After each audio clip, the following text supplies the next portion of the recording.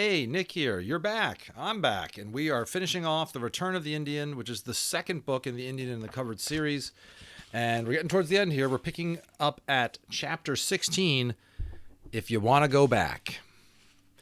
Corporal Fickets marched his troops into the cupboard and lined them up in two ranks in the bottom of it. Remember, Omri and Patrick, along with Little Bear, have assembled a small army of Native Americans that are Iroquois plastic figures that they've brought to life and gotten this Corporal Fickets to train those Indians on how to use modern weapons, and they've armed them with modern weapons to see if they can come back and save Little Bear's village from destruction against the French and their Indian allies who are attacking it. The machine guns were lifted in. Fickets saluted Patrick. "Trainees drawn up and ready, sir." "Thanks, Corporal. You've done a good job." "Thank you, sir." "Now you're going to go back where you came from, Fickets. Don't forget how it feels to give orders. You'll be a sergeant in no time." Fickets permitted himself a grin. "Yes, sir. Thank you, sir." Omri told Little Bear to instruct his men to put a hand on the shoulder of the man beside or in front of him so the whole group was physically linked. "And they must all be linked to you, Little Bear, so you'll take them back with you." Little Bear was in the paddock, fetching his pony. He had to get Bright Stars to give him a leg up. He bent over and put his hand on her black head. She gazed up at him, her eyes sparkling, this time with tears. She seemed to be begging him for something, but he shook his head. Suddenly she reached up, seized his hand, pressed it to her cheek. Then she turned and ran into the teepee. As she entered, Boone's face appeared at the flap. "Hey, psst, Injun!" Little Bear, who was riding towards the ramp, turned his head. "Give it to those Frenchies." "I give." Little Bear mounted, waved at the boys, rode down the ramp and, catching the reins up chest high, galloped to the cupboard. His pony jumped to the bottom rim and swerved to a sudden stop to avoid the ranks of Indians. Little Bear barked a command. All Indians put their hands on each other's shoulders. The nearest brave put his on the pony's rump. "Omri, shut door! Send!" ordered Little Bear. His face was burning with impatience. Omri gave himself a second to take in the group. The painted braves in their double row looked proud, ferocious, eager. They were obviously looking forward to the coming battle, without a trace of fear. The weaponry caught the sun and glistened with readiness to do what it had been made to do. For a moment, Omri was swamped by doubts. It was like mailing death. Why should he help to kill people? But he was caught up in it now. "Go on," urged Patrick. "Send them." "Wait, Fickets," said Omri. He picked up the little corporal, who was standing at attention just outside the cupboard, and set him by himself on the shelf. Then he shut the door firmly and turned the key. For a long moment they didn't breathe. Then Omri opened the door. His hand was shaking, and he jiggled the cupboard a bit as he did. 2 or 3 of the Indian figures, now plastic, fell over. It was like dominoes, each one knocking down another until most of them tumbled across each other on the floor of the cupboard. Only Little Bear and Fickets and a couple more were still upright. The boys stared at the scenery in a dismay they couldn't control. Boone, who had crept to the edge of the seed tray and was leaning over to look, voiced their feeling. "Looks like a massacre, don't it?" "Don't be stupid, Boone," Patrick almost shouted. "They're just plastic now. They fell over because Omri jogged the cupboard." "Sure," said Boone hastily. "Sure, I know that. I was just saying—" "Well, don't. You ain't superstitious, are you?" "Of course not." Now there was a feeling of intense anticlimax. There seemed nothing they ought to do. It was getting chilly. They sat for a bit, but that became intolerable because they were all imagining. "Let's go in." Again, Patrick took the cupboard, and with its contents, the bag of weaponless British soldiers, and Omri took the seed tray. Bright Stars and Boone retreated into the teepee, just in case they met anyone on the way back upstairs, which was just as well, because as they passed Gillian's bedroom on the first floor, the door opened, and out he came. Omri and Patrick started guiltily. They couldn't help it. "What's all that?" Gillian asked, not because he particularly wanted to know, but just out of idle curiosity.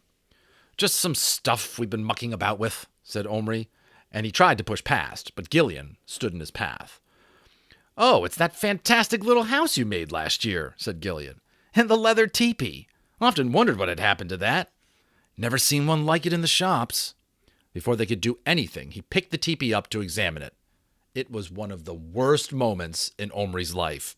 There was nothing he could do. There were Bright Stars and Boone, crouching on the earth, exposed, discovered. Everything seemed frozen. Neither Patrick nor Omri could move, and the little people sat absolutely motionless. Omri's eyes were fastened to them helplessly. They were so obviously alive, so vulnerable.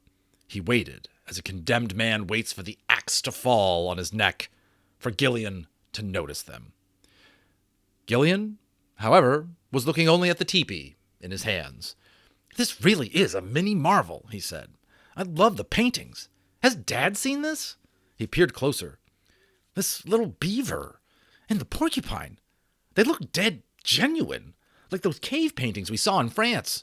And the way the poles are attached inside, it really is a work of art." With that, he plonked it carelessly back on the earth, nearly knocking Boone's head off, and swung away down the stairs, singing a pop song at the top of his lungs. Patrick did a perfect imitation of Matron, spinning on his heels and falling in a mock faint on the landing. He lay there with the cupboard on his stomach and with his eyes wide open and crossed. After a second, he sat up. Whew, that was close. Omri was still rooted to the spot. Boone was lying half in, half out of the teepee on his back. His eyes looked crossed too, quite genuinely. After a few moments, he wriggled all the way out and stood up, wiping the sweat off his face. "Geez, son," he complained, "d'you have to skeer a fella like that?